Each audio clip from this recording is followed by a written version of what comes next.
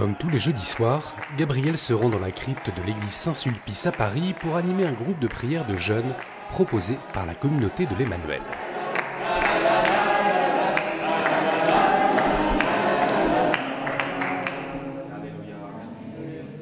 Cette mission d'évangélisation est l'un des piliers de la vie de Gabriel.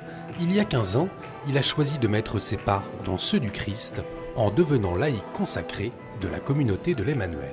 C'est comme si le Christ disait « Toi, est-ce que tu veux venir avec moi dans la mission ?» Et la mission, c'est quoi? C'est le salut des hommes, en fait, c'est sauver le monde. Non, mais il faudrait réfléchir à quoi. Moi, c'est ça qui me fait vibrer vachement, quoi. C'est grand, enfin, c'est tellement... c'est immense. C'est pas seulement aller à la messe le dimanche, c'est vraiment participer à cette immense aventure du salut des hommes, quoi. C'est une saga incroyable, en fait. Et donc, moi, je veux en être, quoi. Je veux apporter ma pierre dans cette œuvre-là, quoi, avec le Seigneur et avec mes frères.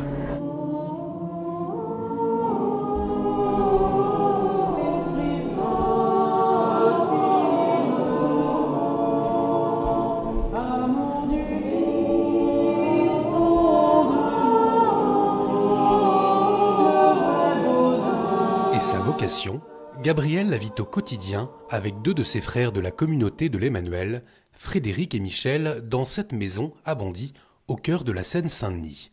Tous les matins, pendant 1 heure, ils adorent ensemble le Saint-Sacrement. Ainsi soit-il. Quand on arrive ici, on a demandé à l'évêque en fait si on pouvait avoir le Saint-Sacrement à la maison. Donc il nous l'a permis. Et donc on est 3 frères plus un 4e qui est Jésus, qui habite chez nous à demeure. On a une vocation à être tout proche du Christ, notamment dans la prière, comme ses compagnons proches, ses amis, un peu sa garde rapprochée aussi. Et puis à la fois de vivre au coude à coude avec nos contemporains.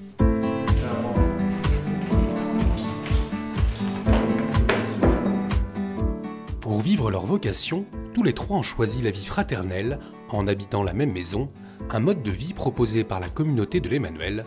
Pour Michel, cette vie fraternelle est un réel soutien. On a des périodes où tout va bien, puis des périodes où ça peut être un petit peu plus difficile. Et donc on a cet appel à la sainteté, cet appel à témoigner de l'amour de Dieu dans le monde, et en même temps le fait d'être avec des frères, de pas être tout seul, où eh bien, on s'encourage. Pour prier, il y a un combat. Le fait d'être aussi ensemble, on se porte aussi. Enfin, voilà, il y a un soutien fraternel, un soutien spirituel, fraternel qui est très fort.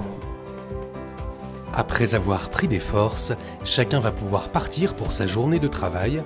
C'est l'une des spécificités de leur vocation. Ils ont tous les 3 un emploi. Frédéric est médecin, Gabriel éditeur. Quant à Michel, il rejoint tous les matins ses collègues de l'association Aux Captifs la Libération à Paris. Une structure qui vient en aide aux sans-domicile fixe, l'une des missions de Michel, visiter les sans-abri du quartier qu'il connaît tous. C'est pas brillant, hein, quand même. Non, moi, c'est pas brillant. Ouais. Et donc, tu penses que c'est bien pour elle qu'on puisse l'accompagner L'hôpital? Oui, au SAMU, au 115 C'est en 1988 que Michel reçoit son appel à servir le Christ. Il chemine à cette époque avec la communauté de l'Emmanuel. J'ai compris que ma place n'était pas le sacerdoce. Mon appel, c'est d'être proche des gens, peut-être être proche des gens là où le prêtre ne peut pas aller, là où le prêtre n'a pas la possibilité d'aller. Ok, allez, à bientôt. Aller dans le monde, aller au travail, c'est aussi porter l'Emmanuel que j'ai adoré le matin, que j'ai prié. C'est aussi le porter au monde. C'est l'Emmanuel, pas simplement à la chapelle, mais c'est Dieu avec nous à la chapelle, mais c'est aussi Dieu avec nous dans nos rencontres. Michel a pris son engagement définitif dans le célibat consacré il y a 15 ans, après 6 ans de formation, un temps de discernement que vit actuellement Frédéric depuis 4 ans.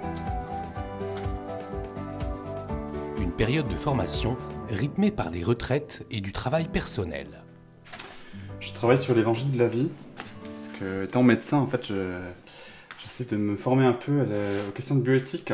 Cette période de formation est importante pour le discernement, autant de mon côté que de la part de la communauté pour pouvoir aussi m'aider à mûrir, puisque finalement, c'est vrai que le désir de la vocation consacrée, je l'avais depuis quelques années dans mon cœur, mais que intérieurement, j'avais besoin de faire tout un cheminement. Le plus important, finalement, c'est de se former à la vie communautaire, puisque nous sommes des laïcs consacrés dans le monde, enfin, nous vivons une vie toute simple.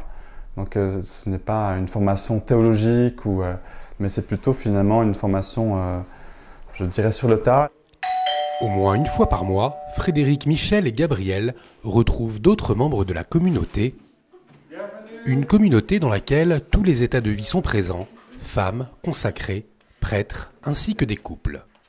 Cette dimension de vie communautaire est un moyen pour Michel de grandir dans sa vocation. Je vois des couples, je vois des familles, je vois aussi les problèmes des familles, les problèmes des enfants, où le papa se lève 3 fois la nuit parce qu'il y a des problèmes. Et moi, ça me renvoie aussi à mon célibat. Et je me dis, mais est-ce que toi, tu te lèves la nuit pour intercéder? Est-ce que tu te laisses déranger aussi? Ça me renvoie aussi à mon appel et à l'exigence qui est mon appel propre. Comme Michel, Frédéric et Gabriel, la communauté de l'Emmanuel compte aujourd'hui 200 hommes et femmes consacrés à travers les 5 continents.